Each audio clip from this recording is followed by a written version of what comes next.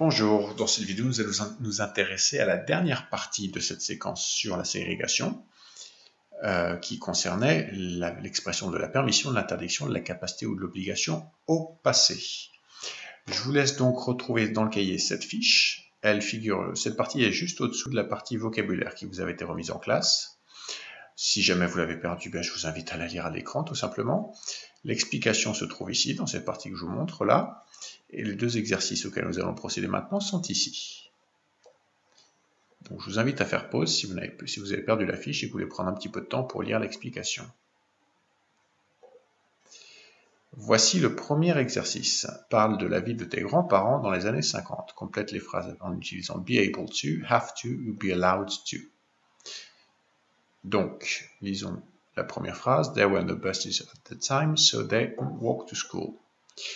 Ce que je vous invite à faire maintenant, c'est de réfléchir à la réponse que vous apporteriez à cette phrase, et puis aux suivantes, de faire pause sur la vidéo, de noter vos réponses à la fin de votre cahier ou dans votre tête.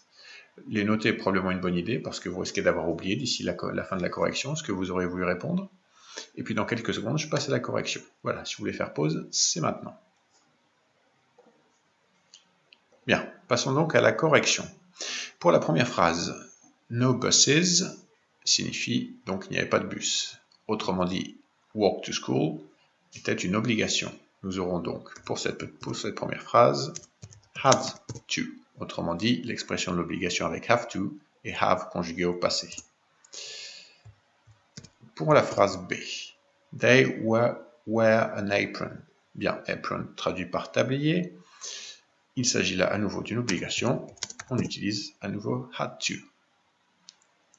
They speak Chinese because it wasn't taught at school. Taught étant le participe passé du verbe teach qui signifie enseigner. La négation avant vous indique qu'il n'était pas enseigné à l'école.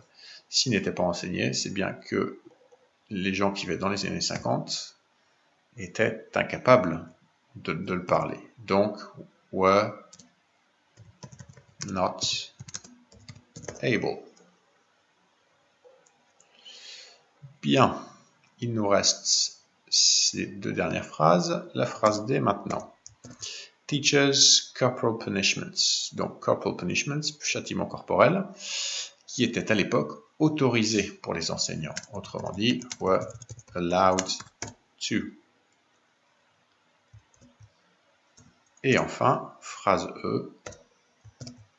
They wear make-up or unconventional clothes. Make-up, le maquillage, unconventional clothes, des vêtements non conventionnels, disons, qui sortaient un peu de l'ordinaire, ce qui étaient des choses qui étaient interdites. Autrement dit, weren't allowed to. Voilà pour la correction de ce premier exercice. Passons maintenant au second. Reformule les phrases suivantes en disant be able to, have to, be allowed to. Alors l'exercice est peut-être un petit peu plus compliqué, c'est pourquoi je vous propose, si vous pensez avoir des difficultés ou ne pas avoir compris de quoi il s'agit, de faire ensemble la correction de la première phrase, avant de vous laisser un petit peu de temps pour réfléchir aux suivantes. La première phrase donc, it was forbidden for black people to sit at the front of buses. Forbidden indique une interdiction. L'interdiction se construisant avec allowed to, be allowed to à la forme négative. La phrase deviendra black people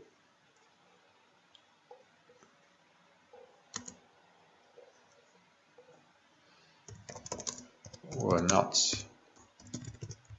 allowed to sit at the front of buses.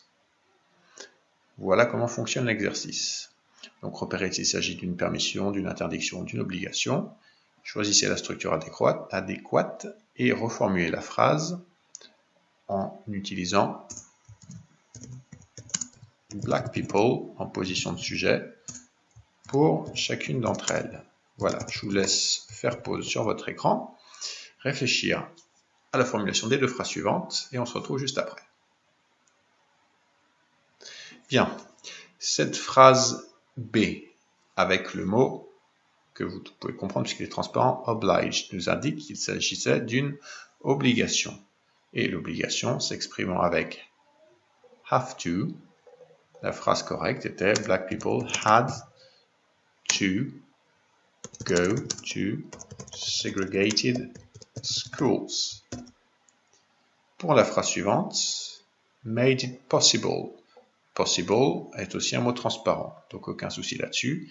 La possibilité s'exprime avec able to, autrement dit, Black people were able to vote. Et voilà pour cet exercice.